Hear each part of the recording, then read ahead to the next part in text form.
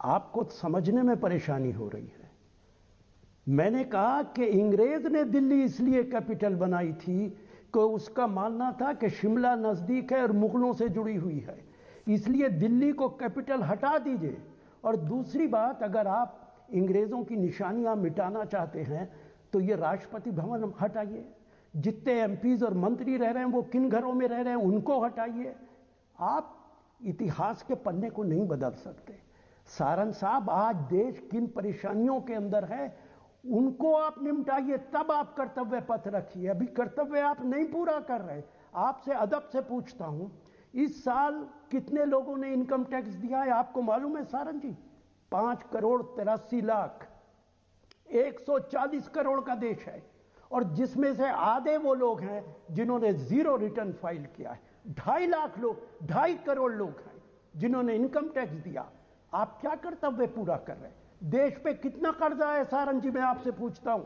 जितनी आपकी जीडीपी है इतना ही कर्जा है आपके ऊपर। 1,47,00,000 करोड़ रुपया कर्जा है। हमारे बजट का 23% सिर्फ इंटरेस्ट पे जाता है सारंग जी। 7.3 ऑफ द टोटल जीडीपी हम पे कर रहे हैं सिर्फ इंटरेस्ट पे, जो हम पे कर्जा है। कौन सा कर्तव्य आपने पूरा कर दिया? आपको क्या हक है कि आप कर्तव्य की बातें करें? सिर्फ प्रधानमंत्री अपना नाम कह दें कि मैं प्रधानमंत्री नहीं हूं, सेवक हूं, तो वो सेवक बन गए। कौन सी कमी है प्रधानमंत्री के अंदर? कौन सी सिक्योरिटी कम है? कौन सी तनख्वाह कम है? कितने देशों के अंदर घूमते फिर रहे हैं? कैसे सेवक हो गए? कर्तव्य आप पूरा नहीं कर रहे। डीजल पेट्रोल आसमान को जा रहा है, बेरोजगारी बढ़ती चली जा रही है।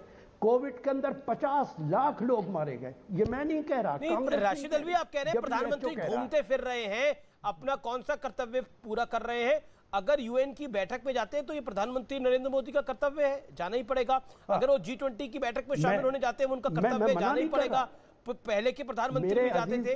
अजीज दोस्त, मैं मना नहीं कर रहा, मैं ये कह रहा हूं कौन सी तब्दीली लाए प्रधानमंत्री के मैं मान लूं वो सेवक है।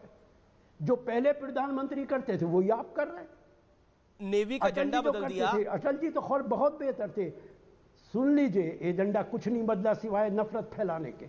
इस देश के अंदर हिंदू मुस्लिम करने के अलावा आपका और क्या एजेंडा? नहीं पता कर्तव्य पथ में कौन सा, राशिद साहब, कर्तव्य पथ में कौन सा हिंदू मुसलमान हो रहा है? नेताजी सुभाष चंद्र बोस की मूर्ति का अनावरण कौन सा हिंदू मुसलमान हो रहा है? नेवी का झंडा बदला गया, उसमें कौन सा हिंदू मुसलमान हो रहा है? या फिर रोज आइलैंड का नाम बदला गया, उसमें हिंदू मुसलमान कौन सा हो रहा है? ये सब तो गुलामी के चिन्ह थे ना, तो बदलने चाहिए। बात छोड़ दो। अटल मेरी बात सुनो। अटल बिहारी वाजपेयी ने क्या कहा था जब मुख्यमंत्री? अमीश भाई जी, अपना राज धर्म निभाइए, राज धर्म निभाइए। और आगे ये भी कहा था अटल बिहारी वाजपेयी, आगे ये भी कहा था कि आप निभा रहे हैं। जी, ओके, मैं रुक करता हूं। विश्वास Sarang reply, your time starts now, make your point. देखिए, अलवी जी ने बहुत वरिष्ठ हैं, मैं भी उनका सम्मान करता हूं। उन्होंने कहा कि वो मेरा सम्मान करते हैं, मैं भी उनका सम्मान करता हूं। परंतु मुझे लगता है कि वो यदि कर्तव्य निष्ठा की बात करते हैं तो मैं नहीं कह रहा हूं, इस देश का आम नागरिक कह रहा है कि नरेंद्र मोदी जी ने प्रधानमंत्री बनने के बाद इस देश के प्रति अपनी कर्तव्य निष्ठा को पूरी तरह से स्थापित किया है। आप बात कर रहे हैं कि उनने कर्तव्य निभाया या नहीं निभाया, अलवी जी, तो आप जाइए उन करोड़ों लोगों के घरों में जिनके घर में 75 साल की आजादी के बाद भी टॉयलेट नहीं थे। उनसे पूछिए कि देश की सरकार ने कर्तव्य का पालन किया या नहीं किया। अलवी जी, आप आंकड़ों की बात बहुत कर रहे हैं। आप जाइए और उन हजारों और लाखों किसानों से पूछिए जिनको किसान सम्मान निधि मोदी जी की सरकार में मिली। आप कर्तव्य निष्ठा की बात कर रहे हैं तो आप उठाकर इतिहास को देखिए। जब कांग्रेस की सरकार थी तो करोड़ों रुपए का भ्रष्टाचार होता था, मनमोहन सिंह की सरकार हो या कांग्रेस की और कोई सरकार हो। आज जाकर आप देखिए तो इस 7, 8, 10 साल की सरकार में, नरेंद्र मोदी की सरकार में कोई भ्रष्टाचार नहीं हुआ। जीरो भ्रष्टाचार टॉलरेंस पर यह सरकार काम कर रही है। आप नफरत की बात करते हैं। इस देश को पूरी दुनिया में सम्मान के साथ स्थापित करने का काम नरेंद्र मोदी ने किया। आप कर्तव्य निष्ठा की बात करते हैं। कर्तव्य निष्ठा की बात जब आप जाकर पूछिए उन सैनिकों से जिनको आज फक्र होता है कि वो हिंदुस्तान की सेना में रहकर हिंदुस्तान की सीमाओं की रक्षा कर रहे हैं, आप कर्तव्य निष्ठा की बात करते हैं। आप उस आम गरीब से जाकर पूछिए जिसके घर में उजाला लाने का काम नरेंद्र मोदी जी की सरकार ने किया। नरेंद्र मोदी जी की सरकार ने और नरेंद्र मोदी जी ने जो कर्तव्य निष्ठा की है उस पर प्रश्न चिन्ह लगाने की अभी हैसियत, आप माफ करिएगा, ना मुझ में है ना किसी और में है। उनकी कर्तव्य निष्ठा, उनकी इस देश के प्रति निष्ठा, आम जनता के कल्याण की राजनीति को स्थापित करना, इस देश के विकास की राजनीति को स्थापित करने का काम जो नरेंद्र मोदी ने किया है, शायद वो नहीं किया। देखिए, मुझे लगता है हम विपक्ष में हैं, निश्चित रूप से हमारे को अपनी पार्टी में अपने नंबर बढ़ाने के लिए किसी भी चैनल पर आकर इसी तरह की शब्दावली का उपयोग करना ही पड़ेगा, ये आपकी मजबूरी है। पर मुझे लगता है कि आंकड़ों की बाजीगरी इस तरह से मत दिखाइए। यदि आप आंकड़े दिखा रहे हैं तो फिर यही कंपैरिजन आप मनमोहन सिंह का सरकार का भी करिए, यही कंपैरिजन आप जवाहरलाल नेहरू जी की सरकार का कहिए, यही कंपैरिजन आप इंदिरा गांधी जी की सरकार का करिए। जी जी जी, आपने अपनी बात को रखना, आपने अपने वक्तव्य को रख लिया। अब राशिद अल्वी साहब जवाब दे दे। राशिद अल्वी, देखिए सारन जी, जो डाटा मैं दे रहा हूं वो मैं अपनी तरफ से नहीं दे रहा हूं, भारत सरकार के डाटा।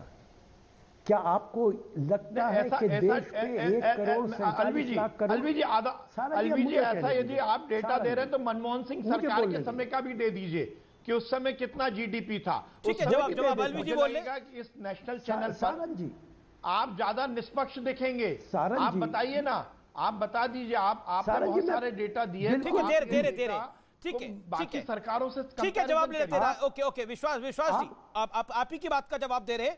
और राशिद अल्वी, मुझे एक व्यूअर ने सवाल पूछा, उन्होंने बोला कि जरूर पूछेगा राशिद अल्वी से कि मुगलों से हमारा क्या लेना देना। हमारा लेना देना है कर्तव्य से, हमारा लेना देना है सुभाष चंद्र बोस से, हमारा लेना देना है स्वामी विवेकानंद से, हमारा लेना देना है महात्मा गांधी से। हमारा मुगलों से क्या लेना देना?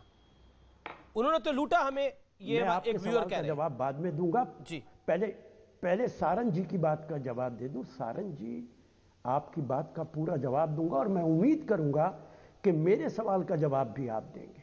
आज देश पे 1 करोड़ 47 लाख करोड़ का कर्जा है और 23% हम इंटरेस्ट पे करते हैं।